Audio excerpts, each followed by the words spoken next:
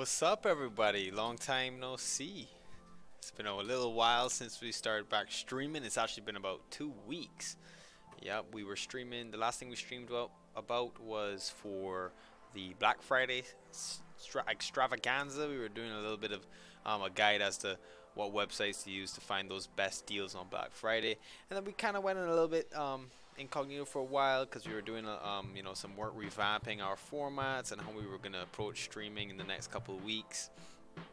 And as also we were preparing for this month, as it's the busiest month of the year for most of us, all of us in fact, probably. So we were just preparing for that, but nonetheless we are back and ready for action. And I really do appreciate if you're tuning in right now and you've been waiting patiently for the Techgician to get back online. I do really appreciate it. Thank you so much for the support. So we are actually going to be discussing privacy and security today. It is by far one of the largest growing topics in our industry, or in any industry that has anything to do with technology or in some way incorporates some sort of technology. In this day and age, it's the one that's growing just as fast as technology itself is growing.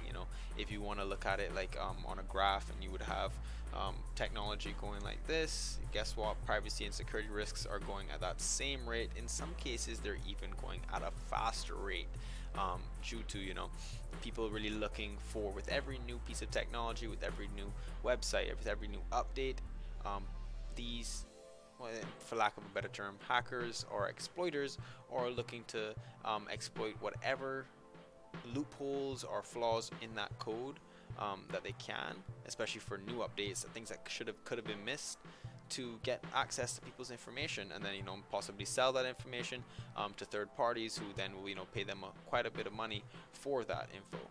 And that's the last thing you want, guys. That one of the biggest things that we all worry about, I'm sure, well, I know that I worry about a lot, is identity theft.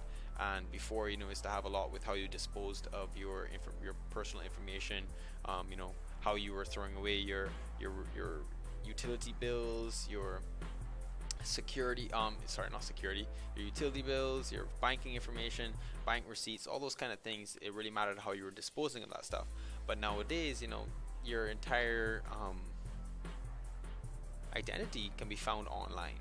And if you're not taking the necessary steps and to understanding how to prevent that information from getting out there, you can find yourself in a sticky situation in the future.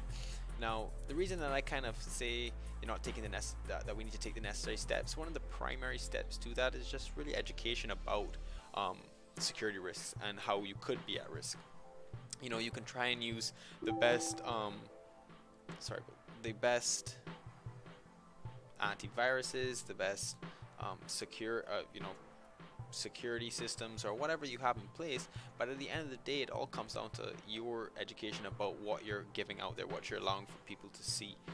And a large portion of this comes down to a mob effect, which happens with a lot of new apps that get developed and get very popular rather quickly. People find themselves jumping on these apps just because a lot of people have started to use it without really thinking about the possible security risks that come with using that app. A good example of that would be like TurboTax. A lot of us use that to file our taxes because it's rather easy it's actually one of the easiest ways to ever file your taxes in this country, and a lot of us use it. But they have had situations where they've had security breaches, and a lot of people don't really know about that, or never even assume that would be a possibility, because it is a very big name, TurboTax. And when I say the mob effect, I really refer to the fact that a lot of people use it. And if 80% of the people are using something, you're more inclined to feel that, hey, that's probably safe and that's probably okay for me to use, but that may actually not be the case, and the dangers that come with that can be quite intense. I want to make sure you guys can hear me properly. I'm sorry if I have my background music a little too high. I'll go ahead and lower that down a little bit. But yes, that's that's probably the biggest topic for today, is about just trying to educate yourself about what you're using, and what things are you currently using that have your personal information, and how are you storing that information, or where is that information being stored. We always consider, hey, we're using this really good app you made developed by a big company, and you think, oh, because it's developed by such a large company, it should be okay. There should be no security risks. But that's never really the case. You know, tying back into what we said earlier, where we talk about how every new update, these hackers, for lack of a better word, or exploiters, are looking for flaws in the update. Every single time a company rolls out an update for any of their products, software products, they're making edits to the original code most of the time. And even though they do it in such a way to prevent real incidents from happening, there are still certain cases where people are able to wheeze, like, you know, you could think of it kind of like, I don't know, you build a puzzle or a maze, and you have to make certain edits to that maze. You know, you have and the maze is to prevent people from getting to the center. It's not about just making it difficult for people to get into the center. It's truly designed to prevent anybody from getting to the center unless they have a shortcut, which will be given to the developers to get into the center of that maze. Now, whenever they add updates, these exploiters or these hackers, you know, with the intelligence that they have, or it can in some cases observe and find the way through the maze through these updates. They can see how the update was rolled out. They can see where the edits were made, how the edits were made, if they're, you know, that good, or looking hard enough. Which in most cases, the ones that are really trying are very good at doing so. So when they do this, they are observing these changes, and in some cases they're even to follow it all the way back to the center of the maze. And if any way they're able to observe the flaw in the code, that's the main thing that they look for. They look for flaws, because in order for them to exploit any code, any update, any software, any application, they have to look for a flaw to play on. Somewhere that they can maybe install some of their own software to run behind the scenes, gather them information that they could then use to really affect the user base. And that really comes down to user information. You know, we create accounts for TurboTax. I'm going to kind of stay on that app because it's really a well-known application, you know, both for, you know, whether or not you're in your web browser or you're on your cell phone. I personally have it on my cell phone, and I use it to do my taxes.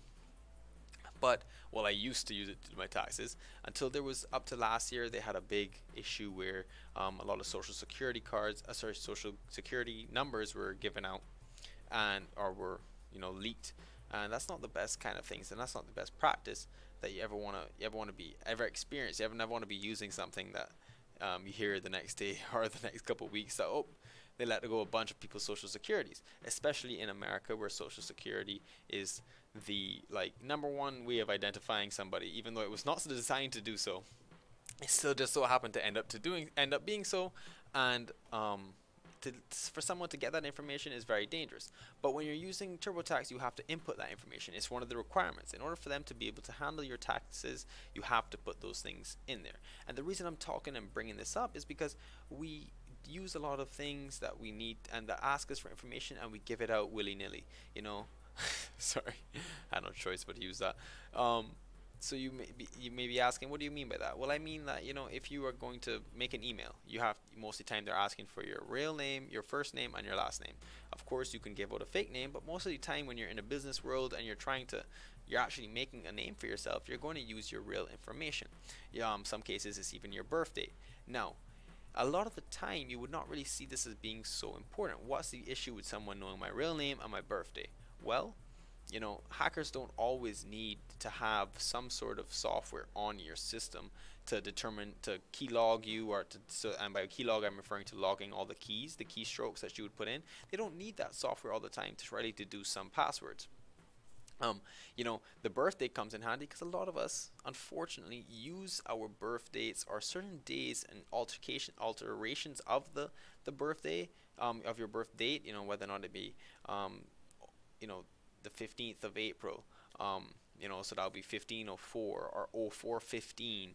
Some variations of those things for like pins to get access to certain things. You would never think someone would deduce that from it. But if they write code or a script that could automate that process of trying all those different combinations with whatever information they're able to gather, from as simple as getting your access to your email account, or access to the information that you put into an email account. And we're going to get into how they would get that without actually having any viruses on your, or malware or spyware on your machine. I'm going to talk about that in just a little bit, about how they would have possibly gotten that information. But things as simple as that, guys, because I'm putting the social security out, the thing, that's a really important number.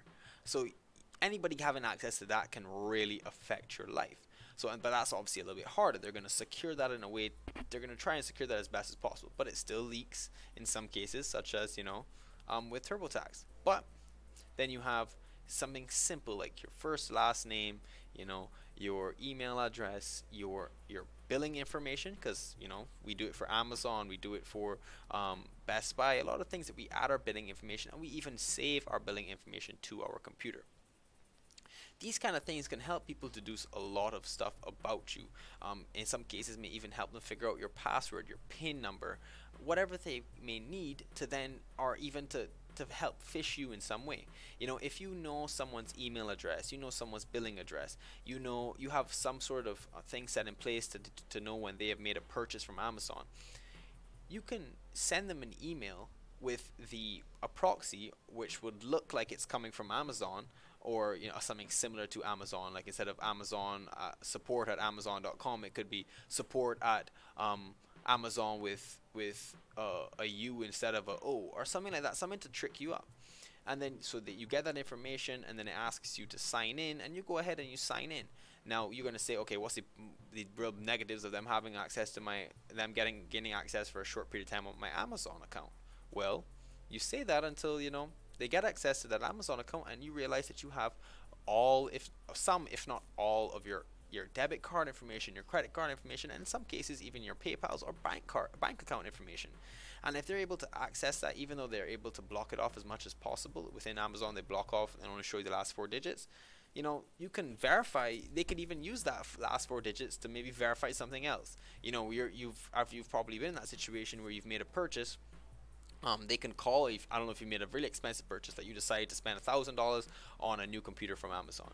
They find the manufacturers, they get notified of that, they find the manufacturers of the PC that you, or whoever's doing the sending on the behalf of Amazon, on Amazon's behalf, sorry, for this computer, and call and say, oh, I want to make a change to my billing address. And I'm not to say that Amazon may have certain things in place to prevent people from doing that, like the company itself would be like, oh, you have to make that change through Amazon. But in some cases, those things may fall through.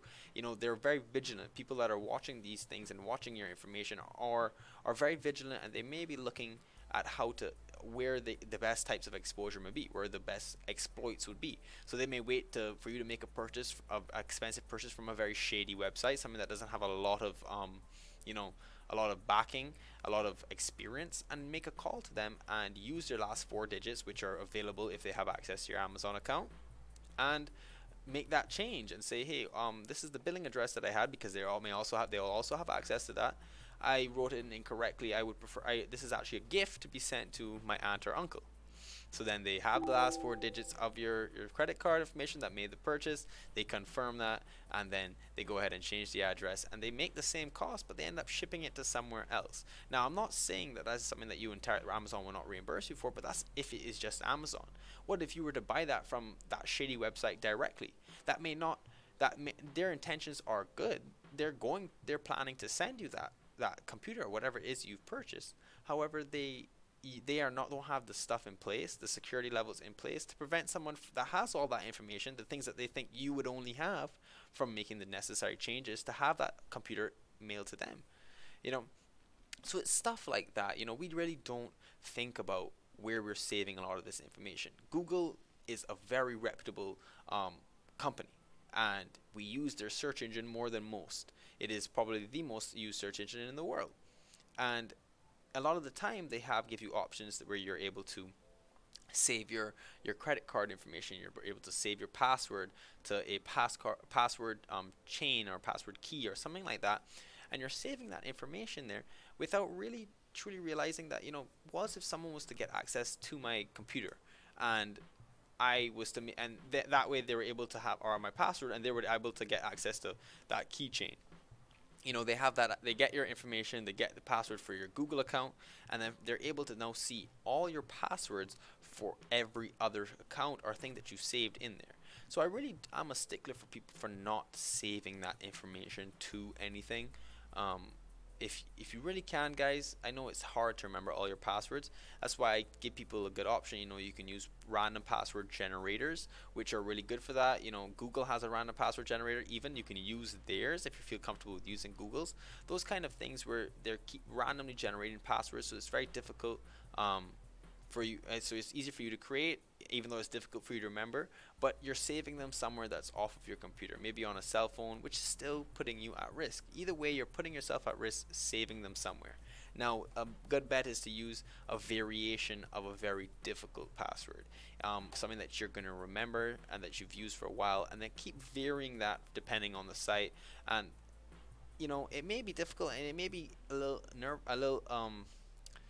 more frustrating to you forgetting the password and having to do the password reset. But guess what? That is always safer than having these things saved in one general place. I've always been so adamant on not saving. Whenever it says Google can save your password here, I'm like, no thank you. I don't need you to save my password. For very remedial sites, okay, yeah. For stuff that I'm now creating, maybe just to get some information or get access to an article, I'm like, okay, yeah, you can save that account information when I just created that account, because I don't plan on that account has nothing dangerous. It doesn't have my real name, it doesn't have my address, it doesn't have my credit card information, my debit card information. Then in that case, yeah, I totally thumbs up that. But you don't want to be saving things. Like, I know quite a few people that save their banking information within their Google account. They save their what's it called? Their banking password, because we all do online banking, or if not all, sorry about that, but a majority of us do a lot of online banking, and they save the password and username and password for their online banking. And you may not think of that as being so severe because it's Google, but you got to realize that Google puts these things in store with the idea that you are educated when it comes to security, that you're going to prevent anybody from getting access. You're going to prevent anybody from getting malware or spyware on your computer, that they can then watch what your password is for Google and then have access to all your passwords. That is the real downside, is that no matter how reputable they are, within their organizations, yeah, your information is very secure, but most of the time we are the weak ones. We are the weak link that allow these exploiters and these hackers to get this information. We make the mistake. They send us an email, just like we were talking about earlier. You make a purchase through Amazon. They then send you a fake Amazon email that you don't think about. You click on it. It may have an attachment that says receipt. And if you're not super educated with these things, it may be difficult for young, I'm not going to say that, but it may be difficult for some people to see that, or to maybe difficult for some people to fall for that. But in some cases, a lot of people just don't know and are going to assume. And people like to read rather quickly. They look over things. You're not going to see the U in Amazon instead of an O. And they're going to say, oh, I just made a purchase. That must be my receipt. Let me click on it. Even though I've never seen it like that, oh, what the heck, it could be something new that Amazon is now doing. Stuff like that, things that we overlook. You click on that, it downloads a virus, a spyware on your machine. They then wait, for you to start going into Amazon, because the likely chance of you then turning and signing into Amazon right after receiving this email that doesn't have the right receipt because it's not real is very probable. You then do that, then boom. They have a keylogger that's installed on your machine. They just log the keys for your password. They sign in. Then they got the information, the last 4 digits of your credit card, debit card, or banking information, your billing address, and your full name. And with those 3 things, they can start to do a lot of damage. And that's what you don't want. You don't want to ever give these guys the opportunity to have access to that kind of information. Now, I do apologize about going on the rant for a little too long about cybersecurity, but it is such an important thing in today's age that a lot of us look over. We're very used to keeping things as simple as possible, and that may be, just having your passwords to be set to the same password that's been for 4 years. We're consistent. We like patterns. That's how human beings are. We like consistency. And us be someone telling me, hey, you should change your password out every 6 months. You're like, oh, I don't need to do that. Why would I need to do that? But the importance of it is really evident. You want to get a little bit more sophisticated with your password. You want to not use password 01 or something like that, or 12345, or something as simple as that, which a lot of us do, and we're a lot of guilty of it. Especially if we're working on like work computers, and those are our work passwords. This is not really our passwords. But even when it's those situations, you got to realize it's your reputation on the line, because it's not going to be the fault of the company. As we were talking about just now, these big organizations have really good security set in place. Google has security measures out the wazoo. Sorry for using that, but they have a, a, a bucket load of security measures put in place to prevent people from getting access to things they shouldn't. But it is us. We are the ones that allow them to get the access. We're the weak links that fall for the phishing emails, that fall for smishing, that fall for ransomware, that fall for those things that then put us in a very bad position, that we're now able to get malware on. They're able to get access to our account, our password, get on our machine, do a lot of damage to our lives. And if you're in a situation where that happens at work, and we're all human beings, we make mistakes, and you don't have a very sophisticated password in there, and they're able to get onto your machine, this is where ransomware starts to come into effect. And if you're not familiar with ransomware, it pretty much sounds exactly like how it pretty much is exactly how it sounds. There's malware and spyware, which are all viruses, and malwares are more for directly attacking your machine and the performance of your machine, while spyware is for gathering the information that is on the machine. Remote access Trojans, which is a form of spyware and malware, where it allows people to have access to everything your machine can do. They can see every key that is typed in. They can turn on your webcams. They can watch you and turn on your webcam and turn off the light on your webcam so you don't even know it's on and it's watching you. Turn on your microphone, listen to everything that's being said. All these things they can do. While ransomware now is something that really affects a lot of businesses, and this is where your reputation can be on the line. You don't have a very sophisticated password for you at work, so you go ahead, so that's how it is. You don't want to you already have a bunch of passwords that you have to remember anyway for your personal stuff. So what the heck, I'm gonna make this password 1. This isn't a very big company. It's a big company, but I'm just saying as an example. You're working for a smaller company. You're like, oh, no one's gonna look to attack us. But no, those are the ones that they attack. That these hackers, these exploiters look to attack. And for that reason, someone getting that ransomware, where they get the spyware on your machine, they're monitoring your stuff, they lock down all your files, and then hey, you get an email a couple minutes later that says, we have access to all your information. Pay us this amount of money, or we will distribute all your information to competitors, to people, and then that can destroy an entire company's reputation. And you don't want to be the employee that was at the butt of that. You don't want to be the employee that made a mistake, as all humans can do, and end up losing your job and your credibility. So that's why it all comes down to, your company may have the best antivirus software in the world. They may have all the stuff put in place. They have administrators on administrators to prevent you from having access to certain things. But, it just may happen that you're a new employee, and these exploiters are waiting for you to be waiting for a new employee, so that they before too much stuff are put into place to prevent their access from being guarded, they find a way in. And at that point, you could have been the one to shatter your company's reputation, and guess what? Your company is already destroyed, but they're out of anger, they're gonna get rid of you. It's just how it works. So this all ties upon us really focusing on you having to really be intelligent with how you handle your information. If you are very cautious, it's better to be cautious, better to be safer than sorry. If you're cautious with your own information on anything to do with technology, you wouldn't feel any possible repercussions. There are maybe very rare moments where you still may, but you will feel confident in knowing that you're doing all that is possible to make sure you're not putting any information that you shouldn't on work computers that can really be large targets for these ransomware companies. And the reason I call them companies, guys, is because in certain Asian countries, these things are these companies literally make a living off of attacking small businesses outside of their entire nations. They're attacking companies in Canada, they're attacking companies in the Caribbean, they're attacking companies in the United States. And they are doing this because, and they're getting paid, and they're like employed. It's, you know, it's almost like how we work today and how we're employed to do certain things. They're being employed to expose people in their companies and gather information and hold them at ransom for cryptocurrency, which is obviously an untrackable form of currency that they're using to be paid.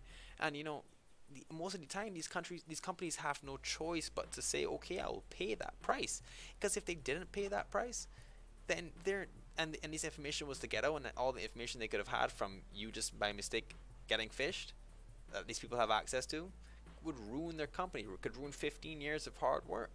And that's not what they're going to do. They're going to pay the price and then they're going to fire you. So you don't want to be in those situations. But guys, it always comes down to your level of your knowledge with how to keep your information secure. Now, that's where security comes into play. You know, we were talking about privacy and security. Privacy is something that we're battling at regardless. You know, in this day and age of, in this era of just everything is so easy to get and information is so easy to have and all that stuff, it's just privacy is really being hindered. You know, we have Amazon Alexa devices, we have Google devices, we have Apple devices, which are constantly listening. Whether or not you know, you could object to that, but personally I'm 100% confident that they are listening to us, because that's just the way that they were designed. They're designed to constantly improve themselves, and the best way to improve yourself is from data acquired from actual users. So, you know, you're using Instagram, you're using Facebook, it's keeping track of everything you search, of everything you do. Why not think that maybe it's also having an access to your microphone as well? Which is not difficult, because when you agree to a lot of these things, a lot of these disclaimers and copyright agreements and stuff like that, you just say I agree. But in the jargon of them, if you actually were to read them, a lot of the time you're giving them permission to have access to all your information. You know, when it says Instagram would like access to your microphone or access to your video, guess what? You clicked allow. You did that so that you can take the picture, so that you can record a story, that you can do all those kind of stuff. It gives them access to that. So privacy is also a big part of the privacy comes into your knowledge. No matter what you can put in place, you know, you can buy. I said it I said it already, and I can say it a million times. You can have the best antivirus software in the world. You're not going to make sure that your privacy is there. You're not going to make sure that your security is intact. It all comes down to your knowledge, and it's really important for you to be willing to teach yourself and make the effort into learning about how to keep my private information private, and how do I keep myself secure. How do I keep both my personal life secure, my personal information, my personal accounts secure, as well as my business accounts. Because, you know, you may lose your identity, God forbid, but you could still have your job at the end of the day. Something to fall back on, something to help. Maybe, you know, your company has things in place to help people that have been through that kind of stuff. But if you are someone that affects your company's reputation, you're out of a job. Something that provides you with money, something that provides you with a way of living, something that you rely on. You know, not to say that getting your identity your identity stolen is not something that would affect you drastically, but at least you still be able to put food on the table. So, guys, I really want to tell you that, you know, it all comes down to your understanding about security and privacy, and I'm so adamant on just, you know, reading up a little bit more. If you are really interested in learning about this stuff, you can go on to sites like just look up cybersecurity RSS feeds, or like news feeds on news cybersecurity. I did that, and one of the first things that comes up is from We Live Security, and it talks about how employee cybersecurity habits have worsened through a survey that they found that is the case. You know, and I'm confident that I read a little bit of this this article, and, you know, it kind of points out the same stuff I was pointing at earlier, where they talk about, you know, we have access to all these antiviruses and all that kind of stuff, and it kind of clouds our judgment. You know, we're like, okay, we have all this stuff in place. I'm good. I'm secured. I'm good. I'm gonna see. I have stuff on my Google Chrome that lets me know if a virus is getting downloaded. Yes, but these guys, these hackers and these exploiters are also aware of that, and they're constantly evolving. They're evolving to beat whatever security measures put in place. They're trying to be one step ahead, because they have to be. You know, there was always a big misconception back in the day about McAfee and how or was it Synaptics, which is a big antivirus company, was pretty much paying what you would call them, I think, white hackers or white hat hackers, or just white hackers for short, to develop viruses and Trojans and spyware and malware that for them to then develop the antivirus for. So they were staying ahead of the game. They realized that this game, this security and privacy risk that we're pretty much living in every day, is, excuse me, its defense relies entirely on the offense. They can't defend something that hasn't been developed. So in order for them to develop the antivirus, they need the virus in the first place. It's kind of like having getting poison and getting an antidote. Like they had to observe the poison. They had to have experimented with the poison to find out what can combat that. It wasn't the other way around. They didn't have the antidote and then the actual poison. It doesn't work like that. So when you think about that, you realize that no matter what steps, no matter how secure these things may be, if you are not one step ahead, you better believe that the people that are creating the offensive stuff to then attack you and get your information and affect your privacy and security, they are playing that same one step ahead role. And that's the scariest part, guys. A lot of people actually don't know that and about antivirus companies. A lot of the time they do create the viruses, but they're not like creating the viruses to then send them out into the public. They're not doing that, but they're creating alterations of previously done viruses, so that because they know that the same people that developed the original viruses are doing the same thing.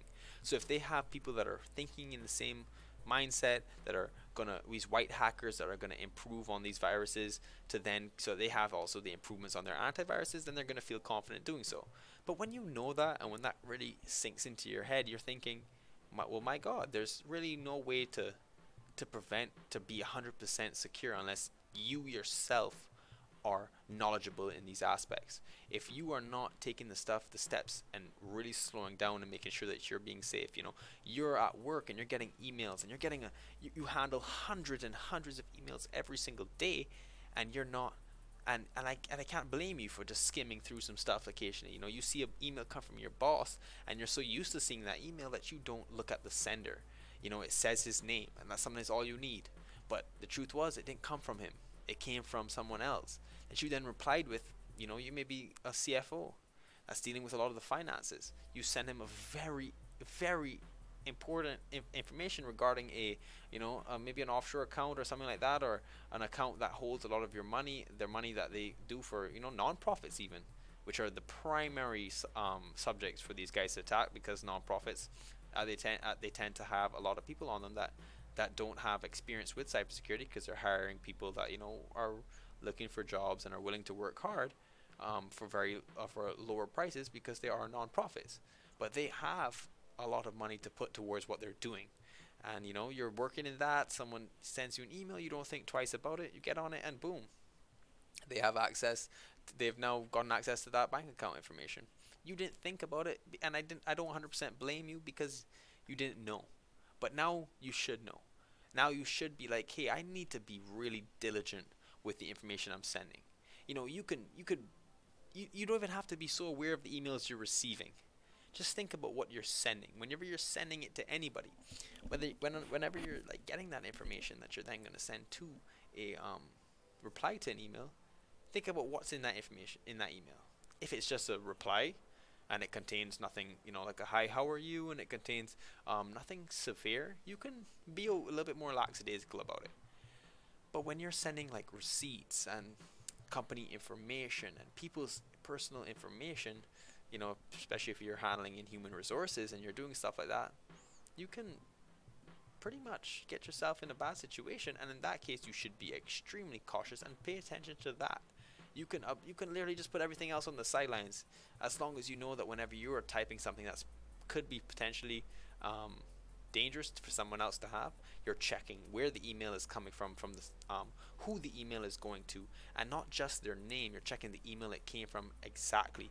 And then you want to go even further than that. You want to look at the signatures. You've seen your boss's signature for however long. You are accustomed to seeing the way that they type, the way that they ask for things, the way that their signatures and their emails are set up.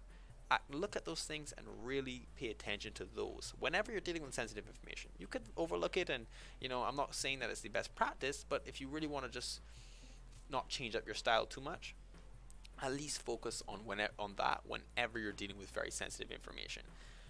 You got to, guys, and that's really what it comes down to. These people are exploiting us. They're not exploiting our computers always. A lot of time they are exploiting software, but they're exploiting us through that software. We are the weak links. We're the weakest link in software because we're the user, and the easiest way to get that access is through the user. And if we are prepared, and have all the defense that we need, because our defense is our knowledge, we are prepared for whatever may be thrown at us. We'll never be put in those situations where you have to worry about that mistake that you made that cost you your job, and that cost you that reference, because you can never refer to that company again, because you almost destroyed their reputation because of a simple mistake, something that was overlooked, something that wasn't even to you so detrimental, but you still just so happened to be in the wrong place at the right time. And it sucks that happens. But pretty much, yes, this was one of the articles I looked over, and it really dealt with the fact that people are so confident with these antiviruses and all this stuff that we have in place that they just don't bother to have the really intense passwords, or do their due diligence when reading and sending emails, or downloading stuff that they shouldn't download. Visiting websites at work that they shouldn't visit because they're trying to pass the time. There's so many ways you can get around that kind of stuff. If you, as bad as it may be, I'm not really going to tell you that you should be doing this, but if you're really trying to pass the time at work because you truly have nothing to do, access those websites from your own personal device. If you're going to take a risk on your devices if you're at work. But still not the best practice. I'm just trying to give you guys options to not drastically change your way of life. That's the hardest thing. Whenever I'm talking to anybody about understanding cybersecurity and understanding their privacy and the risks with their privacy and the risks with their security, they don't, and I start to talk about the things that they should put in place, like multi-factor authentication, which I'll talk about in a minute, whereas having multiple factors that, to make sure that you are the person that are signing into whatever it is you're signing into. They're like, oh, that sounds very stressful. I don't like having to, then I have to get a code to my phone that I then have to type in. That sounds like a lot of extra work, a lot of extra steps.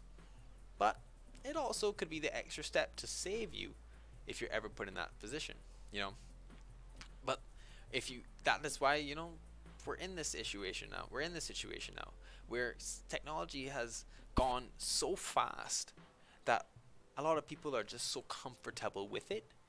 And the ones that aren't comfortable with it, that are getting comfortable with it, there are lack just as much knowledge as the ones that are super comfortable with it, because they take it almost for granted. They almost assume that it will do all the stuff that it should do to make sure that you're secure and you're safe.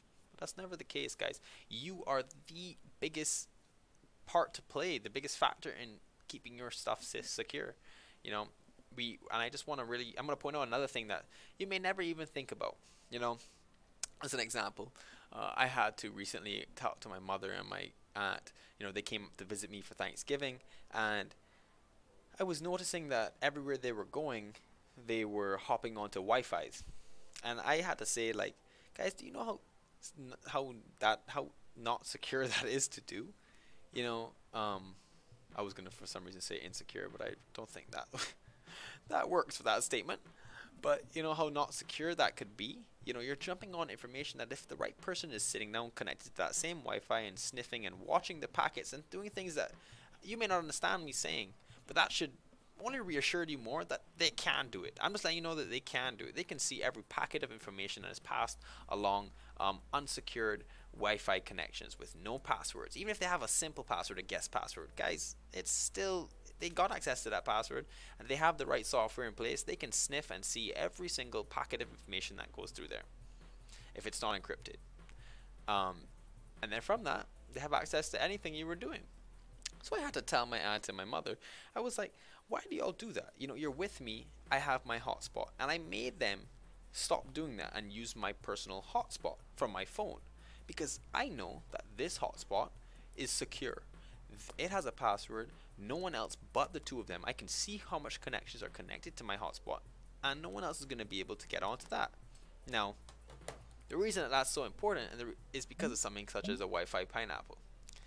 Now, imagine that you're in Starbucks and you are, you know, jumping on the Starbucks Wi-Fi. This is a new Starbucks. You're on a road trip, and you know, you're just visiting a Starbucks that you know because you have to get some work done. You need some Wi-Fi, so you jump on their Wi-Fi, but you didn't realize that it wasn't Starbucks' Wi-Fi. It may have been just like how we talked about Amazon with a U instead of an O.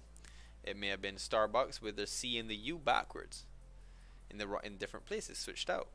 You don't think about it, you join onto it, when in reality it's someone else sitting in that same environment with their own Wi-Fi boosting that you've just joined. Now, any and everything that you're doing, they have access to seeing. You know, you may not, that may flip a switch for some people, because it really flipped the switch for my mother and my aunt when I realized, and I told them, yeah, you know, that anything you could be typing they can see. Of course there's certain things such as WhatsApp, if you're familiar with WhatsApp, where they encrypt the messages, but there's still other stuff, you know, like the signing into your Amazon, the seeing what your emails, your recent emails, what your job is. You know, if you're doing work on this Wi-Fi, you're rushing to get to work on rushing to get to Starbucks because you're on a road trip on the way to a conference, and you need to do some work and create some slides and access maybe your company database. Boom.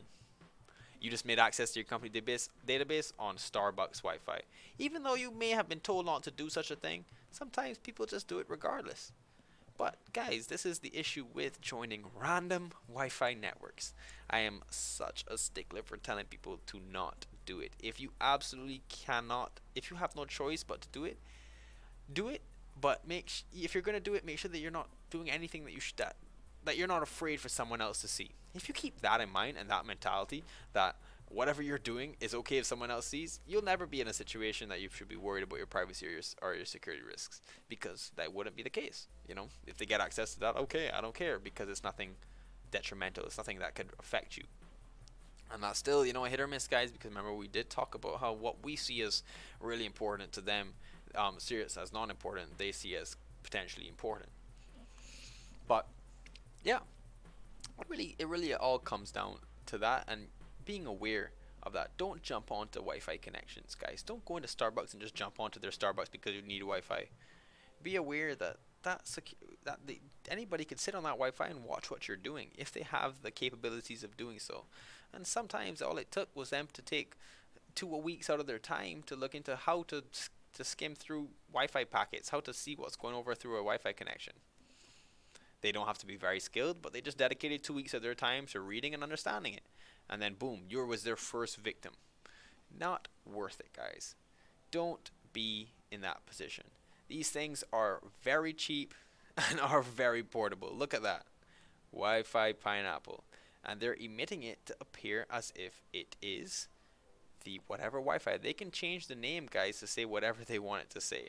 And if they say Starbucks with the C and the U backwards, and you're clicking fast enough because you haven't been to that Starbucks before, and it's not, and you know, because you're not going to automatically connect to a Wi-Fi that you're not connected on, so you see that, you click it, boom. You don't think twice sometimes. It just so happens that they're not expecting 1,000 people to jump on it. They're just expecting that one person without the knowledge to do it, and that person can sometimes maybe be the richest person in the room. And by richness, I don't even mean just money. Their information. They could be rich through their information that they can give them. They could have had access to a company database that now the ransomware that we just talked about comes into play. They then watched and gathered all that information from the database while you were doing it on their Wi-Fi pineapple, thinking it was Starbucks Wi-Fi, and then send you an email when you're on your way to the conference after you've packed up and saying, hey, I have access to all your information. You either send me this much money in Bitcoin, or I'm going to send it to your company and let them know that you revealed all their information, that I'm going to send it out. And guess what? The company is then going to pay for sure, and you're going to lose your job. these kind of things that a lot of us just don't really think about. And it just ties down to us getting more educated, us taking the time to think about how to putting the extra length to our password, as annoying as it may be, to not have a password that's called something simple like your middle name with 123. And you may be like, oh, I'm gonna forget it. Well, guess what? You forgetting your password and having to reset it is a much better option than having a password so simple that someone figures it out, or and uses your information, figures it out, and boom, you're done. Guys, that is just one of the ways in which you can put the extra effort into being above that. We love technology. We love the advancements of technology. I personally love it.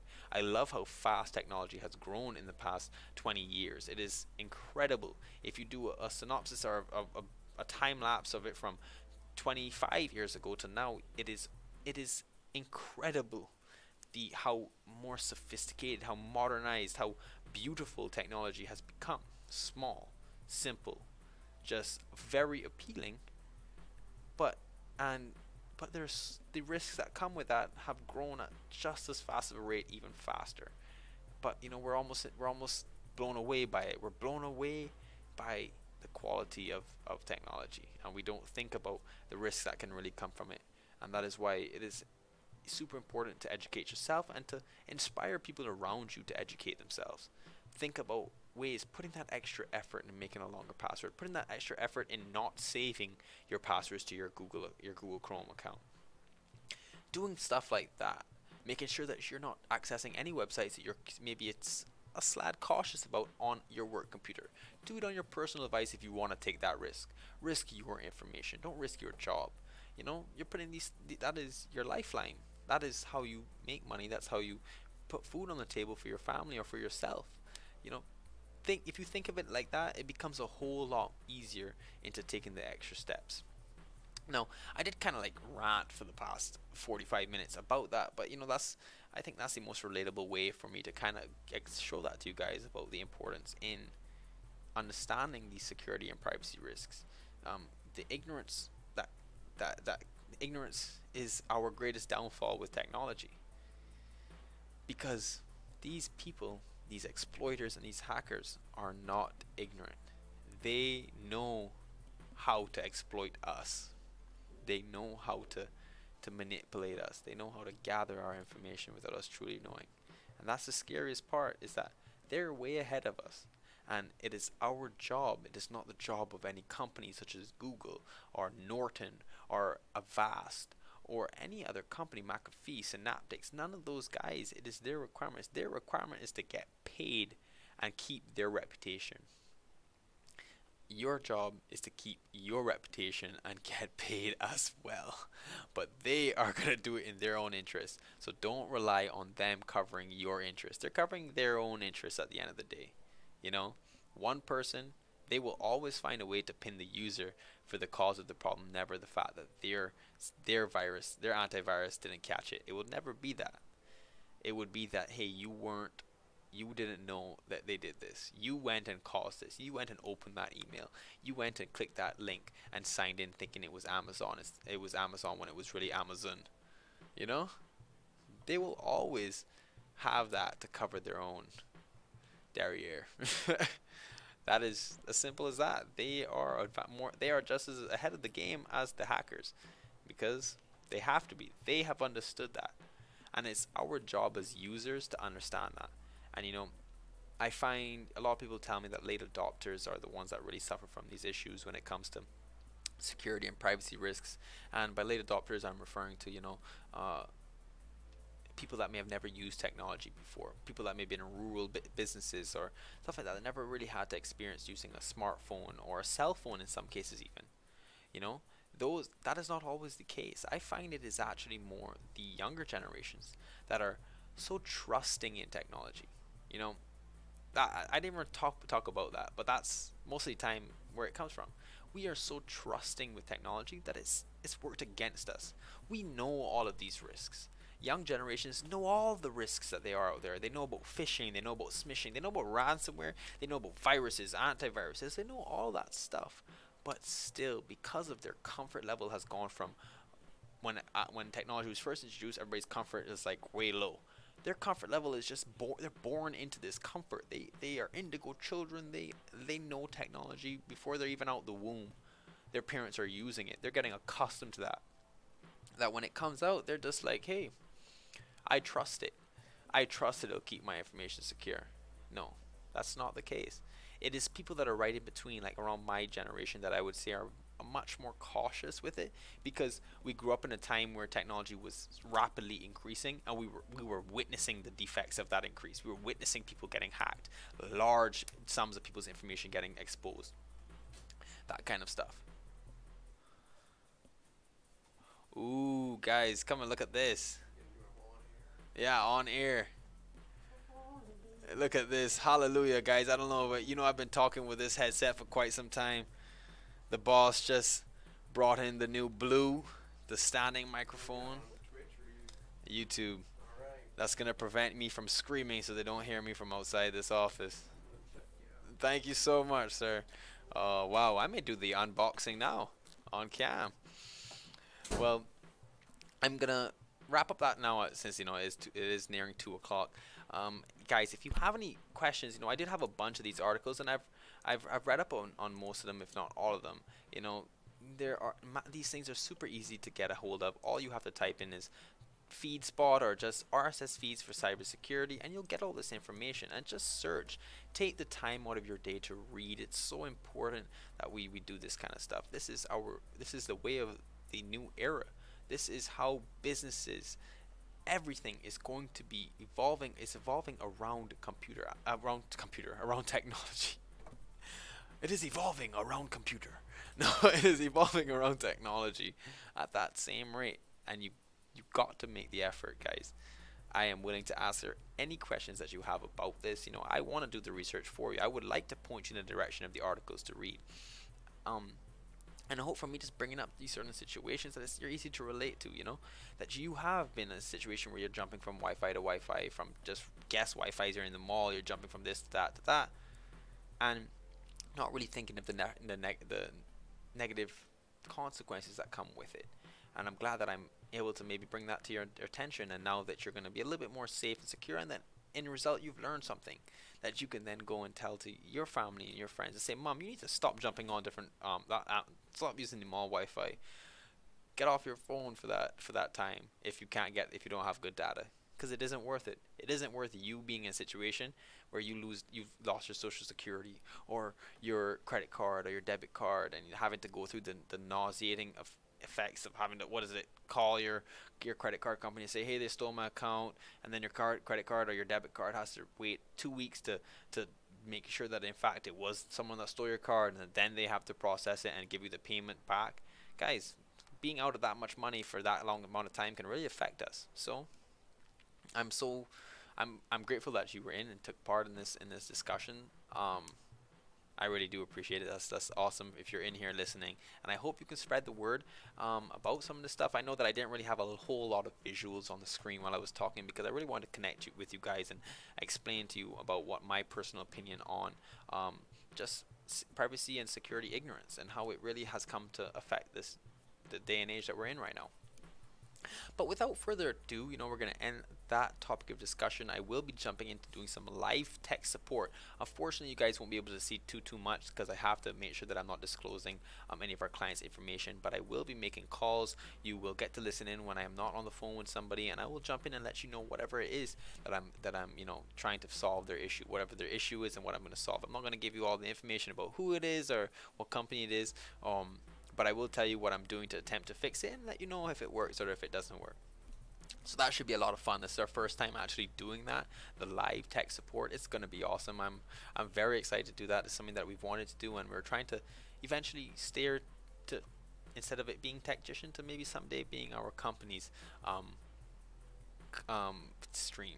And that is something that I'm hoping for, and it makes me very happy, and I'm excited for. But anyways, thank you. And guys, before I get into this tech support, I don't think it could have been a better time but to get an unboxing of our new microphone. Oh my god, I talk so much louder than I know, because these headsets are really good at muffling out exterior noise, since they're technically for gaming or whatnot. So I'm actually speaking to y'all. I'm like kind of screaming. I'm sorry if it's so loud, but I'm screaming. So the guys in the office next door are not too happy about that all the time. So I made sure that to ask my boss if he can go ahead and hook me up with this blue. So this is the snowball ice. Oh wow, he actually went through and got the ice. That is the upgrade than the other version. So that's pretty cool.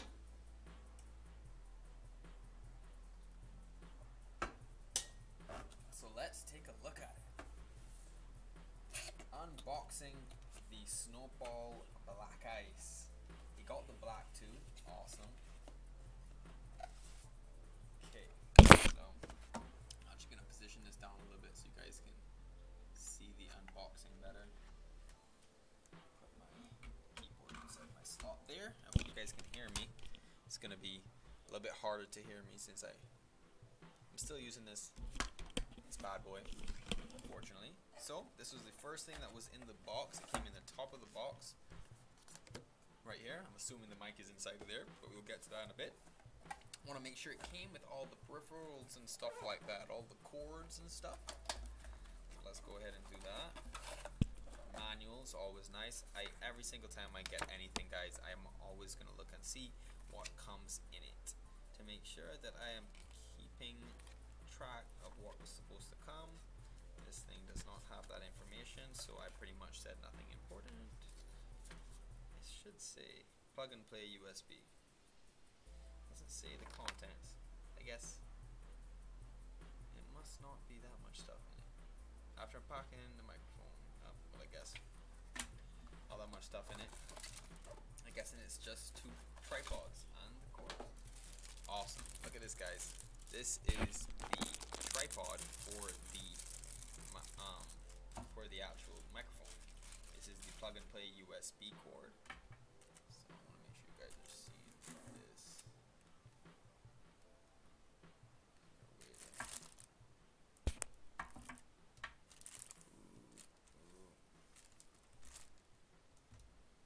Where is it? Is there like nowhere that like this you guys can actually see everything? Okay, that's fine. That'll do. Now, time for the pièce de résistance. We're gonna look into the actual box and see what's in it. This is always fun, guys. I grew up watching unboxing videos, and I always wondered why people like to watch them, including myself. But they're actually really fun to watch. It's also good when you're gonna make a purchase on that same product. So it seems that they make it appear as if it already has the tripod in it, so it kind of like sits like this inside of it. Oh, this is not giving you guys the best.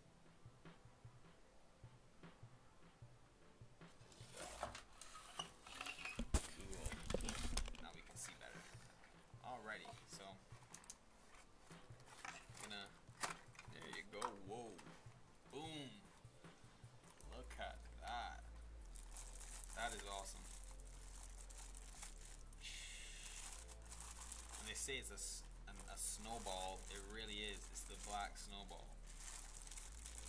Wow, and it has some weight to it too, guys. This is absolutely gorgeous. Look at that. Wow. Blue microphones. That is gorgeous. Oh boy. Nothing else in the box. Oh! And there goes the headset. Oh. It's a good thing. It's a good thing we went ahead and got this new headset, because we're already broken, making the other one fall down. So that's always good. Sorry, boss is watching. Wasn't my fault. Anyway, let's put the stuff back into the box. That was literally all it came with. Was those 3 things: the USB cord, the tripod, and the microphone head itself, or the snowball.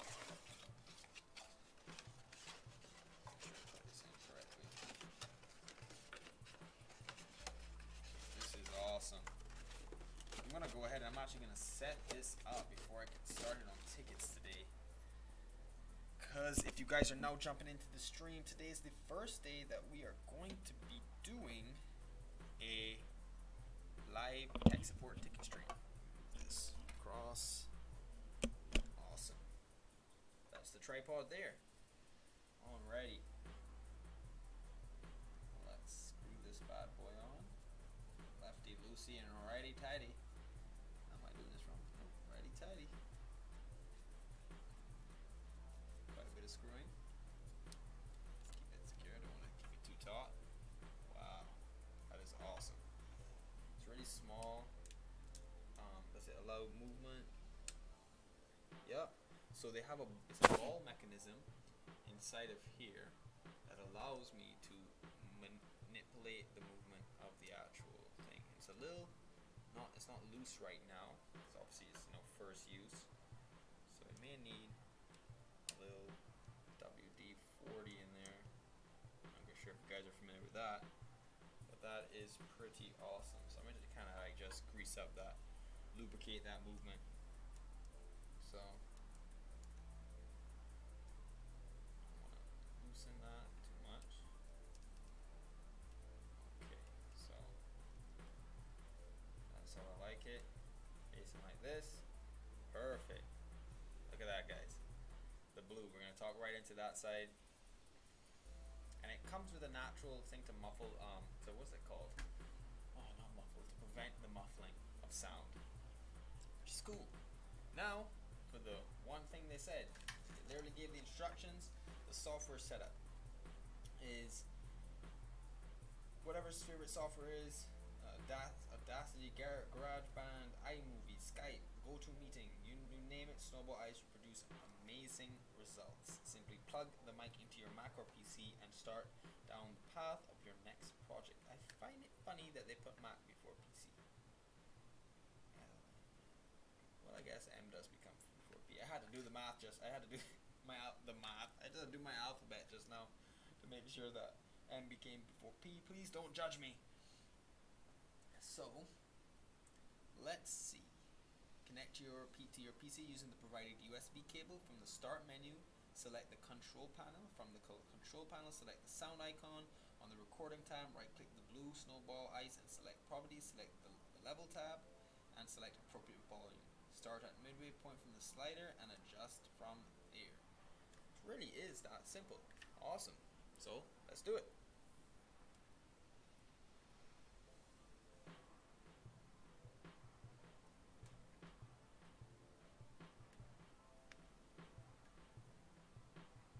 Sorry guys, this doesn't give you guys the best. Stuff is way too close up. I'm gonna move this. Bear with me guys. Not used to doing unboxing, so things aren't really situated in such a way to do it. Okay, we can put this stuff back into the box. We'll keep out. Always good to keep this bad boy out. Gotta make sure you have your instructions, guys. And if you don't have the instructions, guess what? Google will always find your instructions. I've actually been in a couple situations where I haven't received the instructions for something I've purchased, which is never fun. But Google always comes in clutch with that. But yes, that was pretty much the unboxing of the Snowball Ice, Black Ice. Awesome. Let's rest this box down here. Let's set her up and get her ready for this stream, because we will be doing live stream support. Guys, I hope you know, if you're new to this stream, we have always been offering free tech support. You guys can come in here with your questions. I'll add you to the queue, and I'll hopefully be able to help resolve your whatever issue it is that you have.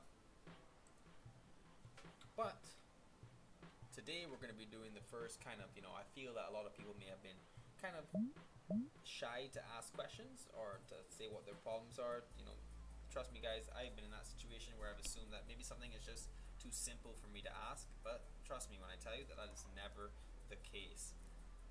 It's always better to ask the question. No matter how dumb it may appear to you, there are no dumb questions. But nonetheless, I'm gonna start doing live tech support so you guys can kind of see the issues that I'm dealing with, and they may relate directly to an issue that you have. And because of that, you may be more inclined to actually ask me questions, which is really cool. And I'm hoping this works. So I'm praying it does actually. So I'm going ahead and I'm actually going to wire this around my monitor so that I can plug it into this USB port up here. And I have to actually move my keyboard and mouse to the back of the PC USBs, because that's the room I have for this bad boy. Luckily, this machine has no shortage of USB ports. Oh, cool. She's in. She's in. Alrighty. So let's do exactly what it's doing. So right now it's telling us that it's setting up the device's drivers. So we're waiting for that to start, and then I'm going to open up and start the setup process that they let us know about. Guys, please, oh, the device is ready. Blue snowball is set up and ready to go. Yeah, didn't this computer know this is the black? I'm just playing. Anyways, I'm going to be right back, guys. Just going to use the washroom really quickly. Hang tight. And then we're going to finish this setup process for the snowball black ice.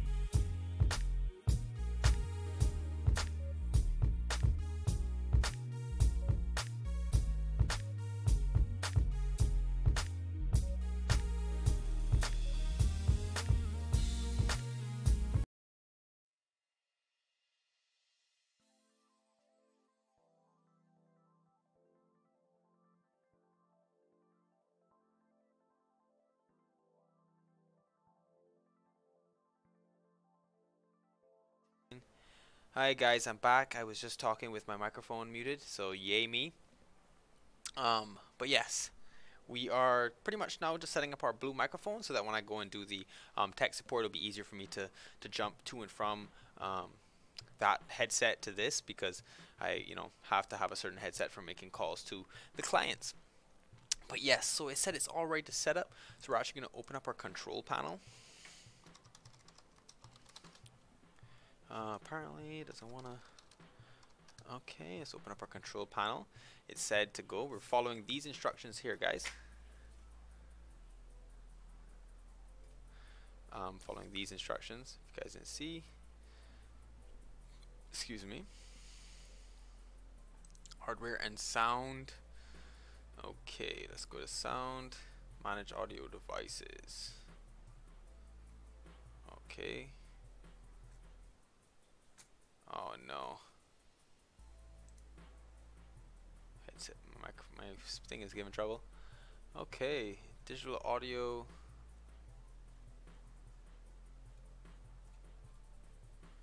Now it should be coming up as blue.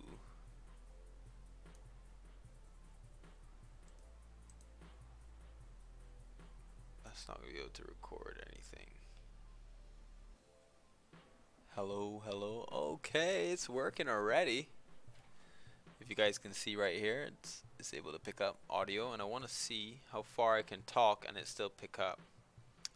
Okay, that may not be the best thing. So let's see how far. Is this the furthest back it can go? Yeah. Can this rise up at all? Don't think so. Maybe we can. Oh yeah, we can make it taller.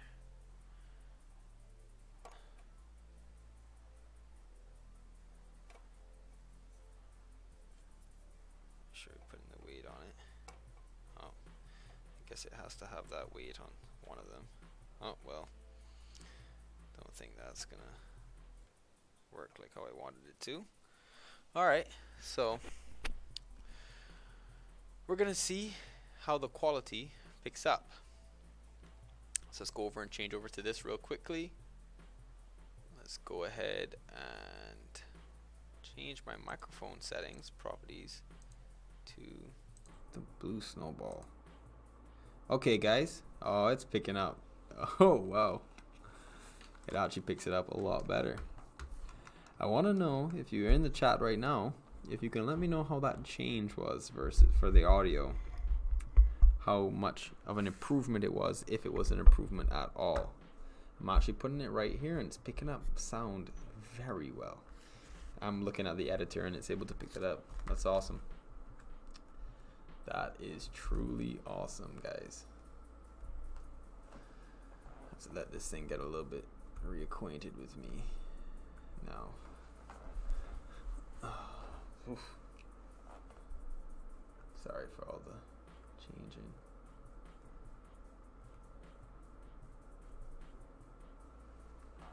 Okay, cool. Coolio. It is really picking up my voice. I love it. I have so much more freedom with my neck now. These guys were really heavy on my head, so it was kind of feeling quite constricted. But yes, let's go ahead, and now that we've started this mic, we're not going to be able to use it as much because I'm actually going to be hopping on to do a support call for one of our clients. So I'm actually going to hop on to my machine over in the next office there to be able to do this tech support call, which is really cool. I'm excited.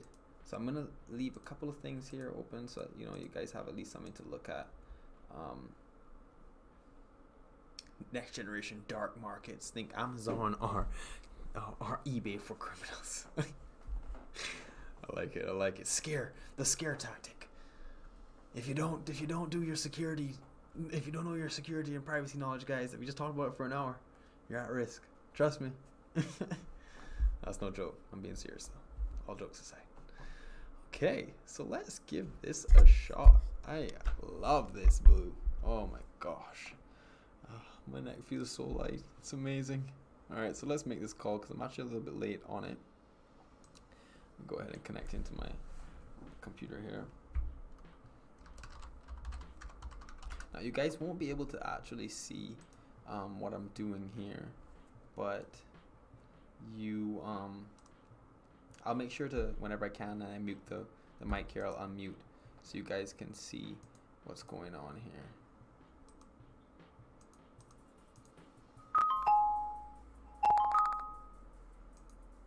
Oof.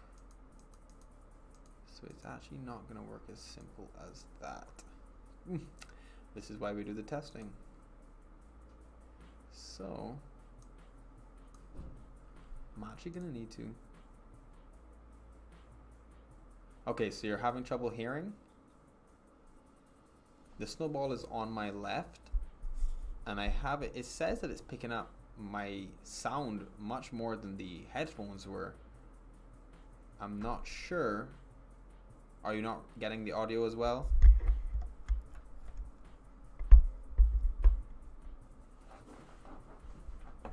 It's gonna be on my left. How is it now? I can kind of amplify it a little bit. It's very low. Oh wow, interesting. I was getting so excited. I was like, it sounds like it should be high. Okay. You know, whole point in tech support. Let's support the issue.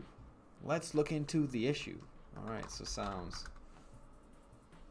I wanted sound. I don't know why. It just Google sounds. Lovely. Then I type the word S and it stops after that. Reasonable.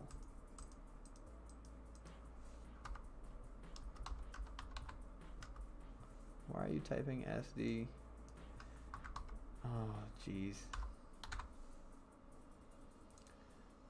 Had to move over. Alright, so recording. Blue microphone. Let's look at the properties.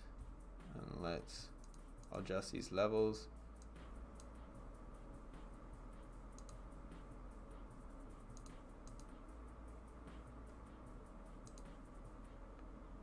Oh, how's it sounding now?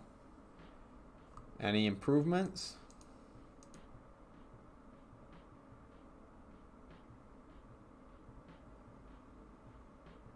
Let me see. I hope there's been some improvements.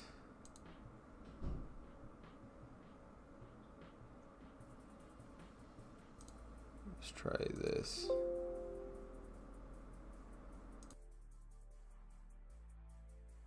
Working, don't worry about that. Is it any better now? Or do I still have to scream? Because it's picking up my sound rather well.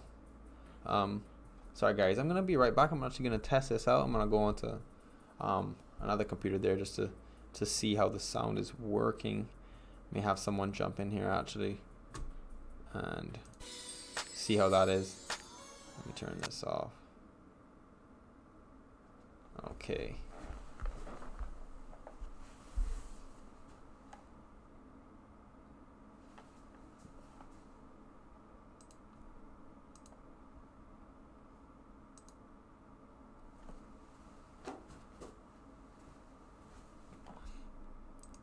Well, I actually turned off the music.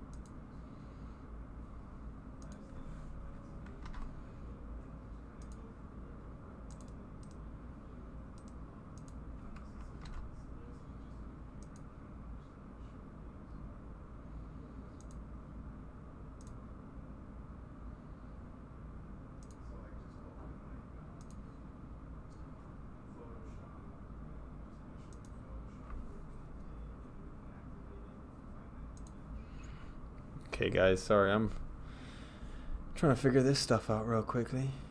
I don't know why I just put in a UPS link to my music. Interesting. And then expected it to play. Incredible.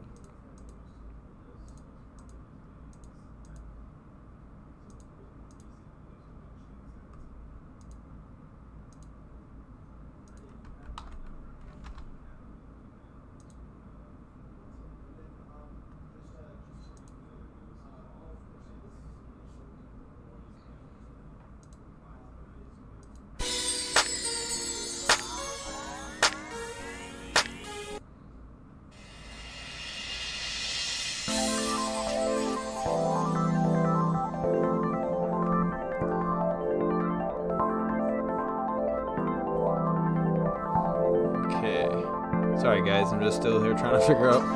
This mic is giving me a little bit of trouble because I need to be a little bit more second to my voice. I don't want to be this close to you for you to work.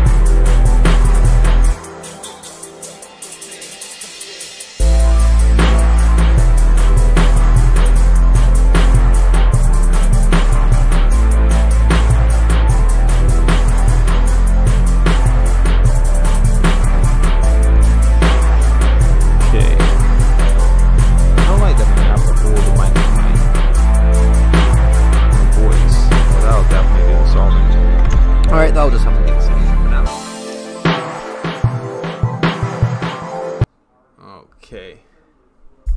So I don't want to have to hold this like this, but I'm possibly gonna do that just to make sure that you guys are hearing everything I have to say.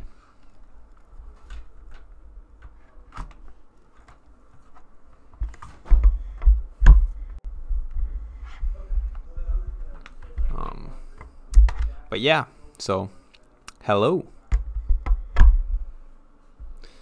Gonna keep talking to make sure you guys can hear me properly. Have a little bit of music in the background. All right, let me figure this out here. Oh, jeez.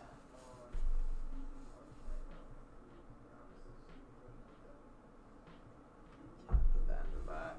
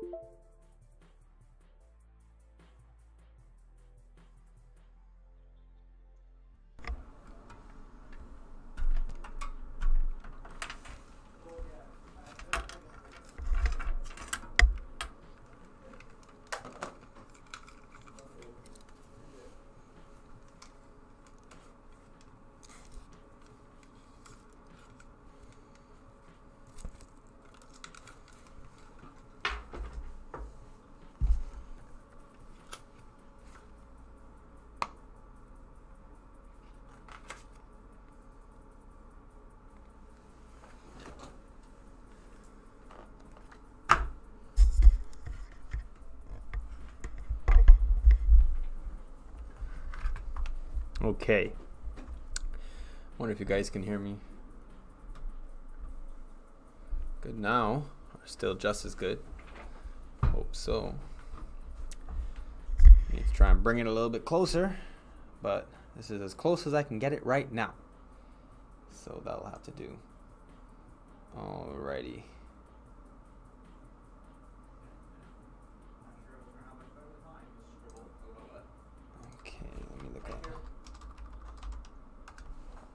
Guys, I'm about to start doing some tickets. That should be fun. So you guys can hear a little bit of what we're dealing with. I actually had to make a call and I'm running super behind on that. It's always fun.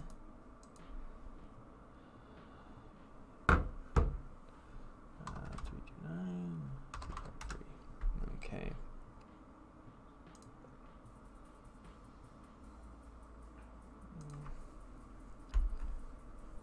Have to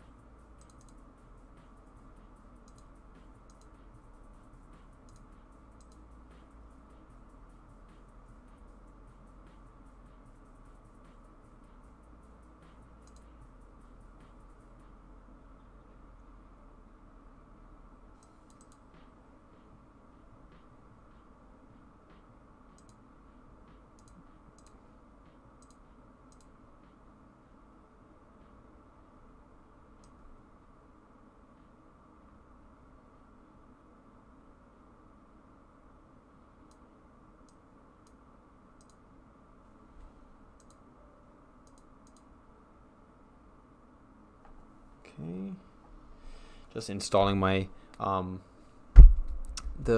our soft phones, which will allow me to talk voice over IP.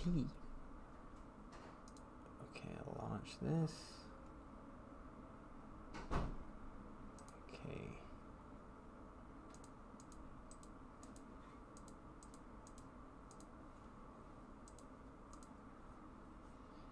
Hey, Lennon.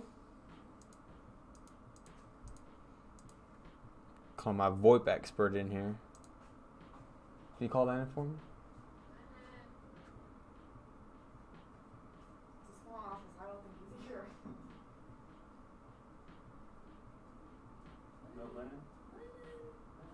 Lennon. He's not here? Lennon.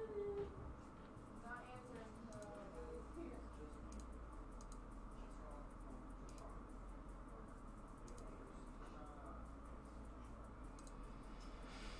Okay, let me make this call really quickly.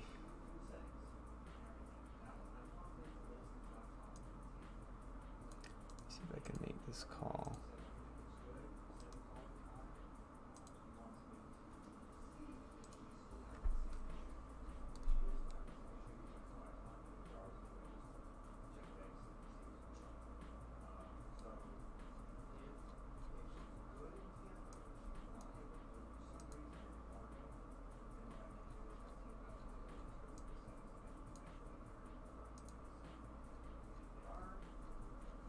Okay.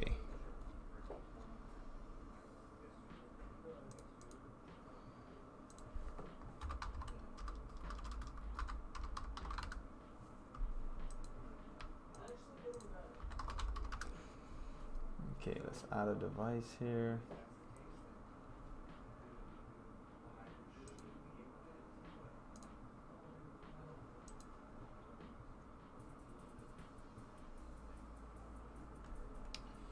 Okay, now this is going to be difficult.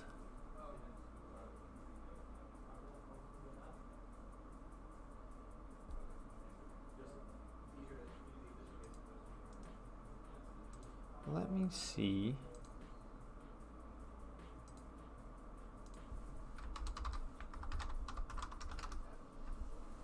I'm going to be right back, guys. 1 second.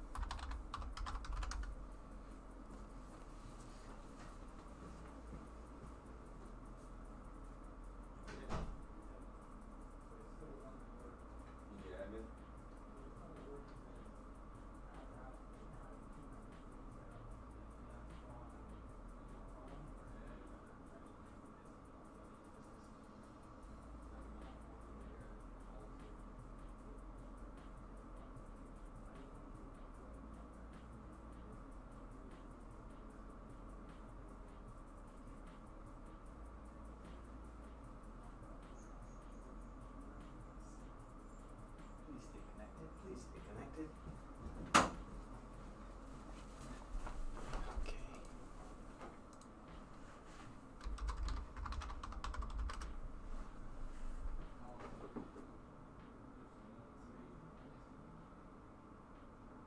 Alright, guys. Okay. Device properties. Want to boost this sucker.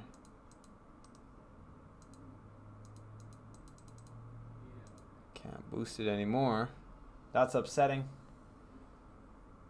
How do I get this to be even louder? I guess you can't be. Actually gonna put you right here in front of me. That possibly will do much better. Kind of talk down a little bit and then it definitely picks up everything. Good news, awesome. Coolio in Schoolio. Alright, let's see if I can make this call now.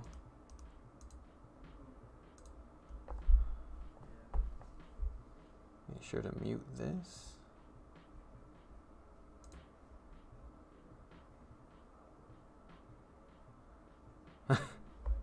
Nobody ran over me. Pineapple, I actually got to go real quickly.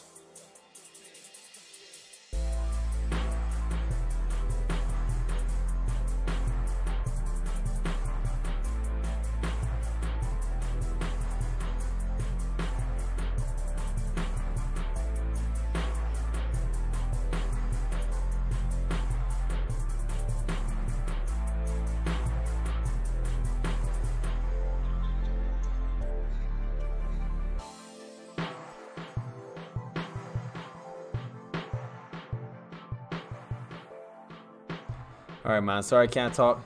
Trying to do this tech support thing on the other line, getting that sorted out. But yeah, tune in tomorrow, man, and we can talk some more.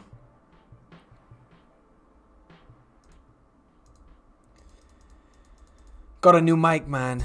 Got a new snowball, so I gotta kind of talk into it a little bit. But yeah, sorry about not being able to talk too much right now. Tune in tomorrow, and I'll be able to talk more from 1 to 2. So, well, during our discussion. But right now, I gotta jump over and try and handle the ticket real quick.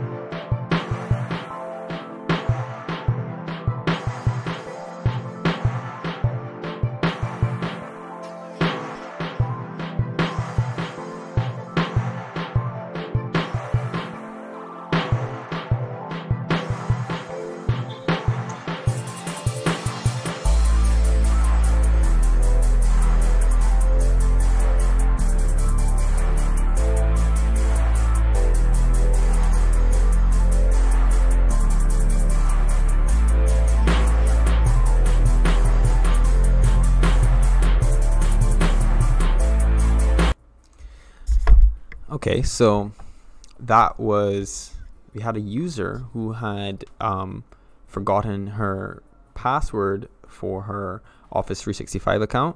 So she wanted to access her SharePoint. She had access to it still through her Microsoft Edge. It was saved on her computer locally through Microsoft Edge, like similar to how we talked about earlier about saving passwords on your Google Chrome. Microsoft Edge actually does a similar thing, and I'm actually going to show you guys what I did to show her what that password was instead of having to perform a password reset. She still may have to call me back, so we'll determine if the user was able to actually access use that password to sign in on her mobile device, because that's what she wanted to get access through her mobile device. So all I did was I directed her to the Windows Credential Manager, which is, if you guys aren't familiar with it, I don't have any passwords saved. So, oh, I may have some here. I actually have a few. Oh, nothing important. All right, just wanted to make sure. So these are web credentials. So these would be passwords that you would have saved to like web anything, you know, whether or not it be Office 365, your Gmail, stuff like that you've saved through Microsoft Edge. Because Edge is a Microsoft product, it will save here. Now, Google passwords do not save here in web credentials. This is strictly for Microsoft or Windows Credential Manager. So once that account is all connected, once you're using their products, they will save those credentials here as long as you agree to save that credentials. So if you guys are in a similar situation where you were not able to access a password, but you know that it was saved through Edge, I know through Google Chrome it's a lot easier to see the passwords. You guys would just have to go to the settings here. I'm not going to show you all this information, but once you click settings, it's pretty much right there, the third option. You just have to click that, and you can actually see all the passwords once you sign in. If you have a account password on the computer, once you sign in, you'll be able to see all of those passwords there. But for Microsoft Edge, which a lot of people may not be familiar with, you can actually use the Windows Credential Manager, and it will save all of that. Your Windows credentials, which would be more for like your actual Outlook desktop applications, will be saved in the Windows credential, while the web credentials would have possibly more of the Microsoft Edge results. So that was pretty cool. Not really a difficult ticket, a relatively easy fix. But yes, that was one of the stuff that I just did. It's rather quick, but unfortunately it took a long time. I was trying to remote into my computer over there, and it was just giving me too much trouble. So I said, "What the heck?" And I just brought her in here and said, "Let's do it like that." So that's what I did. But yeah, it's pretty fun. I do enjoy handling the tickets. It's good news when you are able to actually solve the issue. But my fingers are still crossed, because she didn't have good enough internet connection to actually try it on her cell phone for some reason. She said she had to go outside. I'm assuming that they're not able to use connect their cell phones to the their Wi-Fi, their work Wi-Fi. So she had to go outside so that she can get better data reception. So if she doesn't call back, that means she was able to get through perfectly fine. If she does call back, that means she did not get through, and that password clearly was not the correct password, and that we're gonna have to do a password reset, which I never like to do. You always want to remind people of how they can have access to their passwords, showing them how easy it is. Someone else that could potentially have access to their computer could get access to their passwords, but so that they don't need to constantly keep resetting their password, which can be a pain to do. But yes, that was good. And now we probably have another ticket to handle. I'm gonna let you guys know when I get that opened up. I'm actually gonna now try to finish setting up this laptop over there. I know I had to deal with that really quickly, so I had to make sure I got that resolved. But I'm gonna hop over there and just put this back over there, and then try and remote back in through this machine. But yes, guys, that was good fun.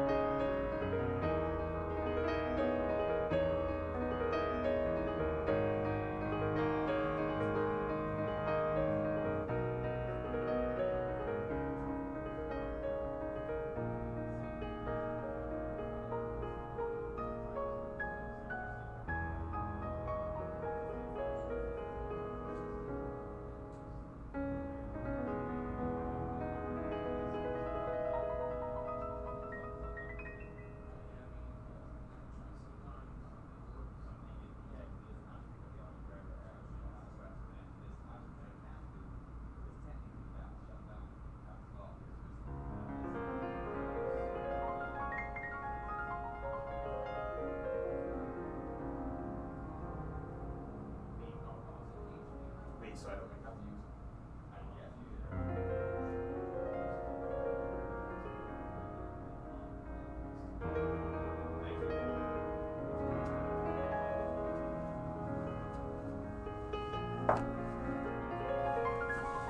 it. Okay. Okie dokie. Let's see if I'm able to remote into this sucker now.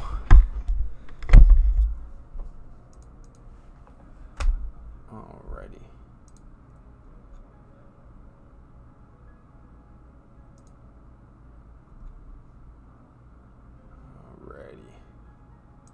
I'm not gonna bother. So if you guys are interested in what's the problem that I'm having with remoting into my laptop over there, is that we use voice over IP technology called 3CX, which allows me to make, you know, calls. But however, when I try to remote desktop, since technically when you remote desktop into the machine, it locks out the actual physical machine, and attempts to use other drivers, that it is not allowing me to make the calls out. So luckily we do have a certain thing set up in place that would allow me to jump on and do that, which is going to be pretty fun. This stream in the beginning was really taught you guys a little bit. Well, this part of the stream is for me to learn a little bit so that tomorrow is a lot easier. But you know, this is trial and error, and I'm having fun doing it, so that's all that counts.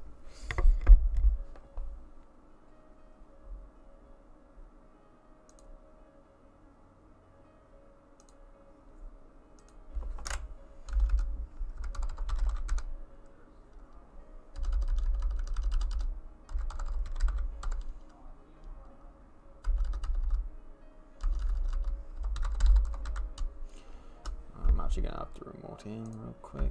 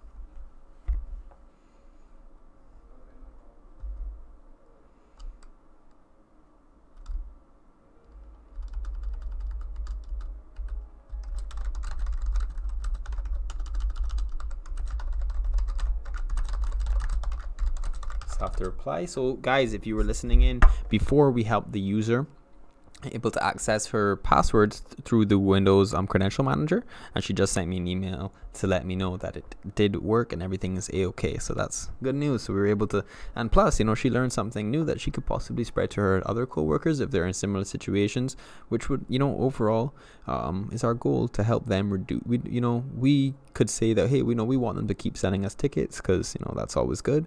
No, we prefer to educate them in a way that they can then spread that education, that knowledge to their coworkers, which also may be in a similar situation in the future. You know, they may say, hey, I forgot my password, but it's saved to Microsoft Edge, and now this user could come in and say, hey, well, guess what I learned from the Techgician? Let me show you how to do that. And that's what our main goal is here.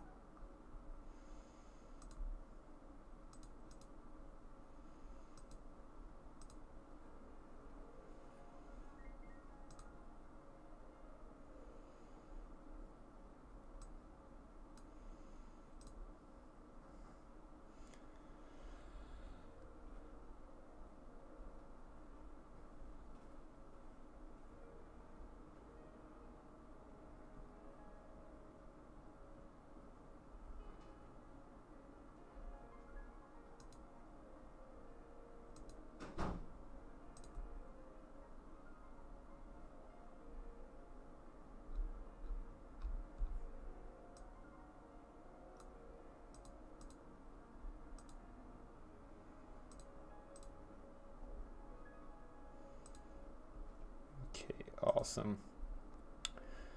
Still remoted into the system. I wonder if I can make this call out now.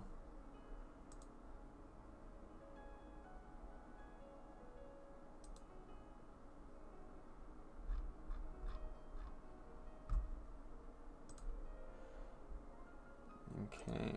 I'm excited for the day that I can actually show you guys what we're doing on this end. That'll be awesome.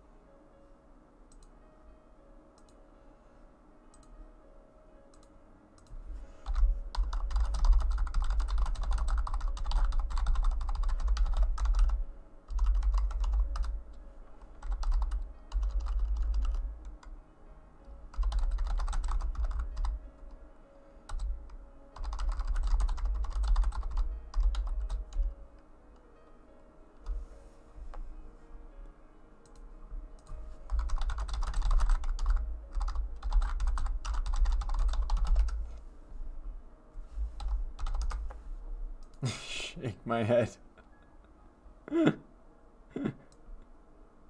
Shake my head, Colin. Oh, jeez, bro. Shake my head, Colin.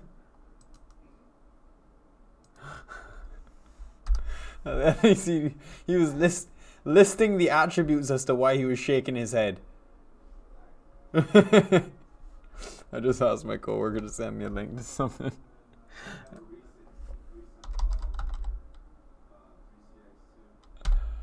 Well, I'm oh, alrighty.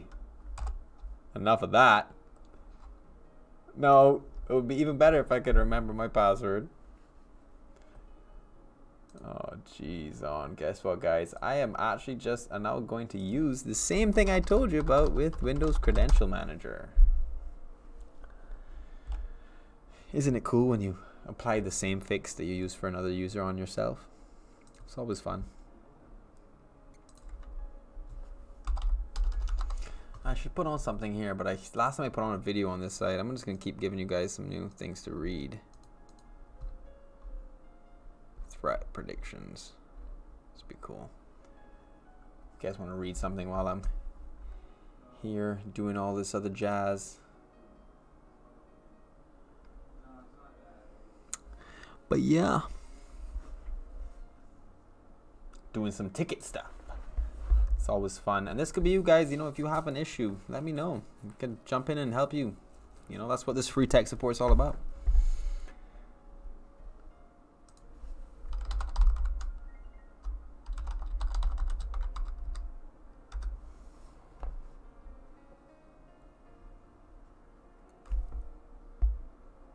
Oh.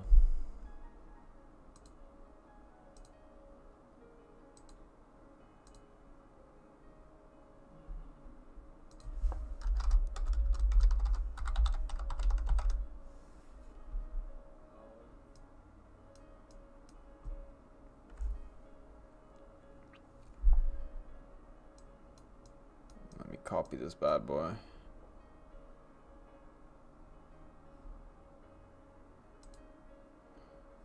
Okay, so that you minimize this sucker.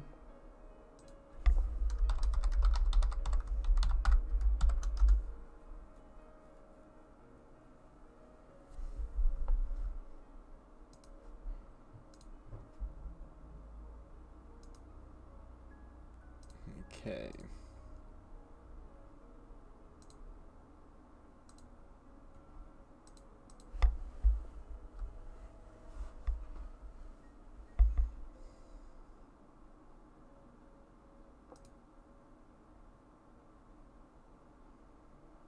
That's not what I want to do. Oh, goodness.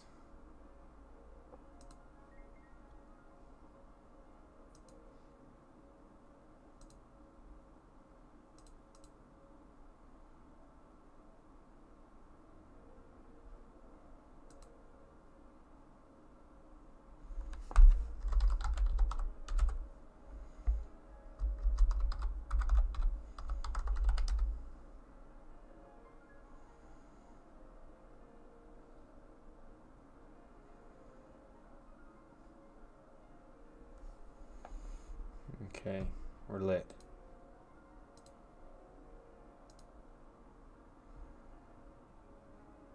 Awesome.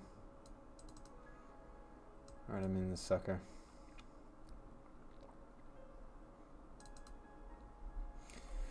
Awesome. Successfully remoted into my bad boy. Awesome. Now let's make the call out. See if we can make this call out.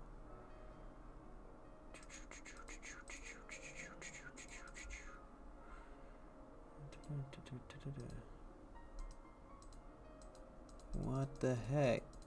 It will not allow me to do it. This is gonna put a damper on me being able to stream support, guys. Alright, let me think this one through.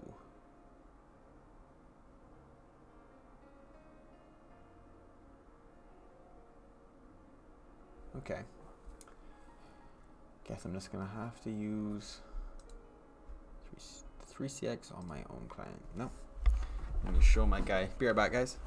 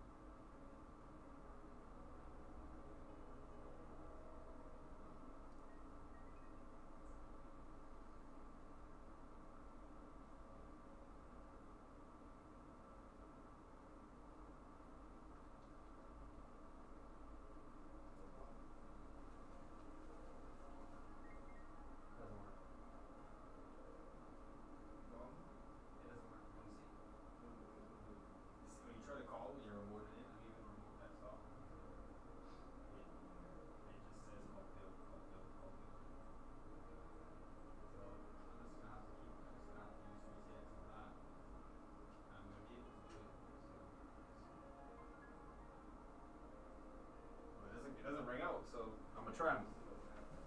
I'm gonna keep clicking. Just hit it once and then come in here. I hit it once.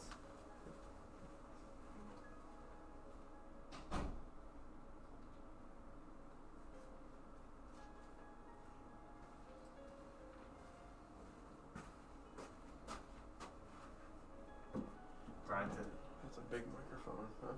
Ran into a bit of a boo-boo. When you try to call out, I was thinking about how I was gonna. Let me make sure I mute this. 1 second, guys.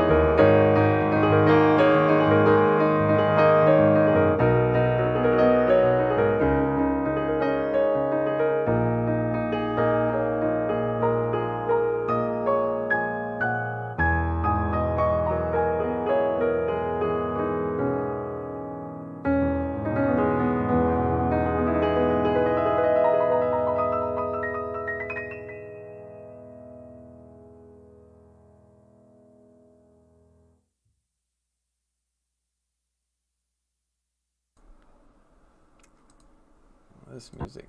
Never mind, Lennon. Sorry,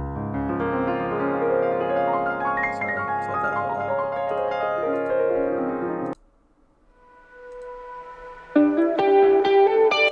Alrighty. Back in action. So, back at it again with the white vans. Oh, damn, Daniel. These guys in his office are a lot of fun, man. Okay. Now, after we do these tickets, we actually have to log our charges, to log our hours, so that we can keep track of what we are doing. Okay.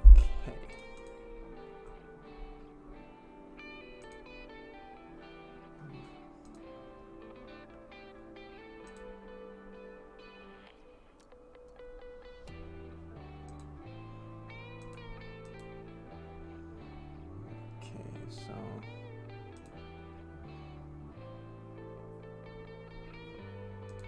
determine when I made that call out.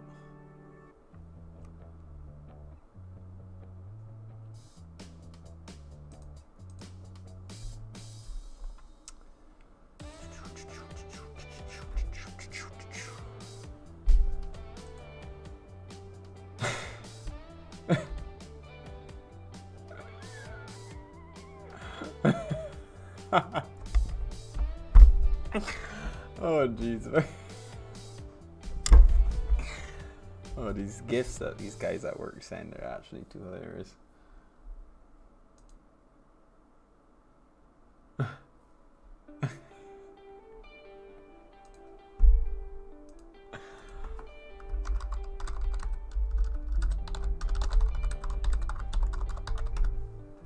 Oh jeez, that is funny.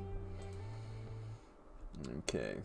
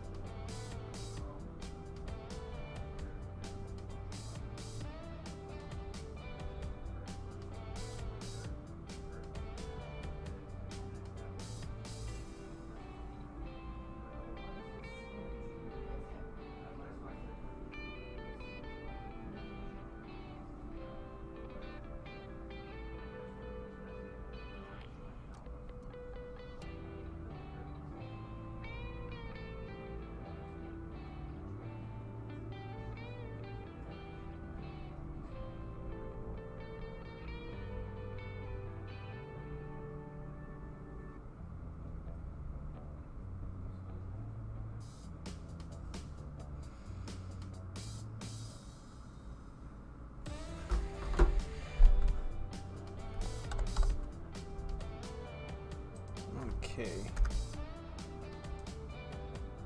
Supposed to be 03. 14.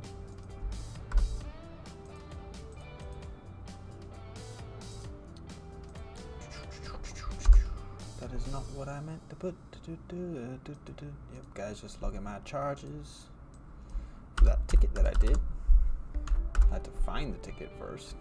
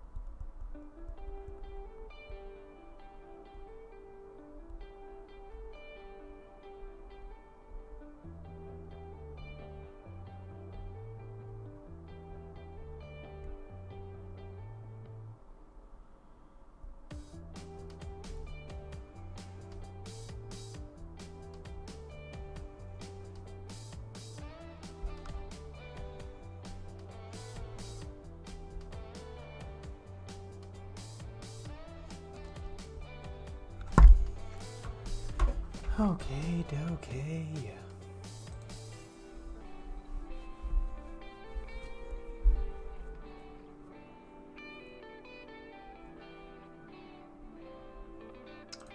Guys, still doing some more ticket work real quickly. Just trying to remember I had done a ticket earlier today. I'm just trying to remember all the charges, the time that I put into it. Alright, so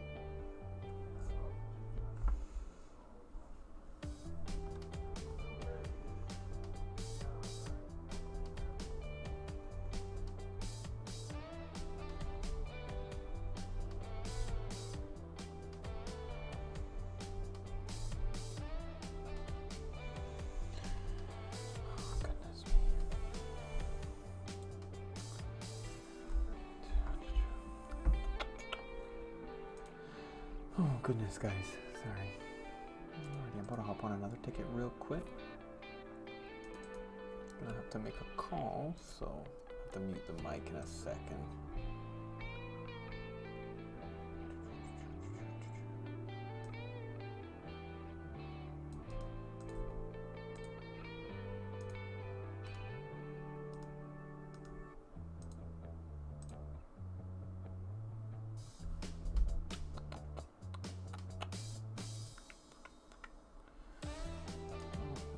Start with a passive stream, guys. Also just getting this set up. Tomorrow when we do the more of the tickets throughout the day, it'll be perfectly set up, since today we just got this mic, so it kind of put us in a little haywire position.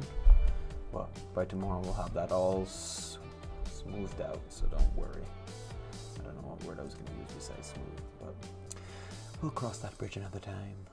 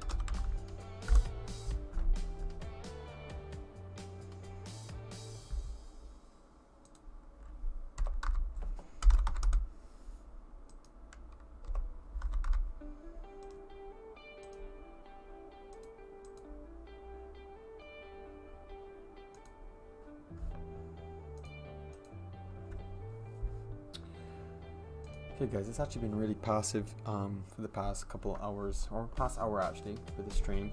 We did do the unboxing earlier, which was a lot of fun, but I've just been trying to organize everything so that we could, tomorrow when we're doing the passive stream, when we're doing tech support, that we have both the microphones set up and I wouldn't have to be running back and forth to grab my my PC. Actually, I don't know why I'm talking like that. Probably could talk like this and you hear me better.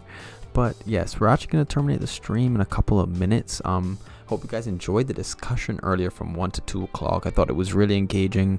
I hope you guys enjoyed it. I thought it could, potentially have given you guys some really interesting perspectives on some stuff that you haven't thought about before in terms of your security and how you handle your own information. We can rely as much as we want to on other people's other companies and how they protect our information, but if we are the ones ahead of that and we are thinking and we are cautious with our own information, we'll never have to worry about them putting us at fault for something that we didn't realize. So without further ado, I'm going to end the stream in about 2 minutes. Just getting everything organized. Tomorrow we will be doing our next topic from 1 to 2, and it's actually going to be how to set up a virtual machine. We'll be getting that sorted out. So if you guys have ever been interested in setting up a virtual machine, if you have a Mac and you wanted to set up one for it so you can have Windows on your Mac, if you had a Windows and you want to set up a Mac operating system on your Windows, we can show that too. And then for the real ones in here that want to learn a little bit about the Linux kernel, we can set up Ubuntu, which is the Linux operating system, which we can also use, which is going to tie into our next topic on Wednesday, which will be some stuff about PowerShell. If you guys aren't familiar with PowerShell, it is like command prompt on steroids is what I kind of describe it as. There are a lot of cool commandlets that you may be able to use to help simplify some pretty taxing jobs that you do already in your work, and potentially make them automated. So that will be fun and interesting. So tomorrow we'll be doing the VM, and then Wednesday we'll be doing the PowerShell. And the reason that I bring up the two of those is because, you know, in PowerShell, the reason it's called PowerShell is because it's pretty powerful and it can do some pretty bad things if you don't know how to use it correctly. So we're going to use the virtual machine, and that way it will allow us to kind of do anything we wanted to without the risk of damaging our actual computers. Because yes, you can pretty much delete all your Win32 system files. You could delete everything if you wanted to using PowerShell. That's where the power comes in. But anyway, don't fear the shell. Thank you guys for tuning in today. I do apologize about the kind of the random haphazard hour and a half of doing the live IT support. Tomorrow will be much more fluid. We did get this this new microphone around 2 o'clock, which, you know, kind of we started the unboxing, so that kind of put a delay, and then having to set this up. If I had stayed with the other headset, we probably wouldn't have had as much of a delay, but I was really excited, as I'm sure any of you guys would have been if you got a new microphone to speak with. But anyways, that's wrapping it up for today. I will see you tomorrow. Please tune in at 1 o'clock. We'll be doing 1 to 2 hour discussion on setting up a virtual machine, guys. You know, come on, this is stuff that you would definitely come in handy if you ever had a MacBook that you also wanted to have your Windows system on. Anyways, I do appreciate you joining into the stream, and as always, peace.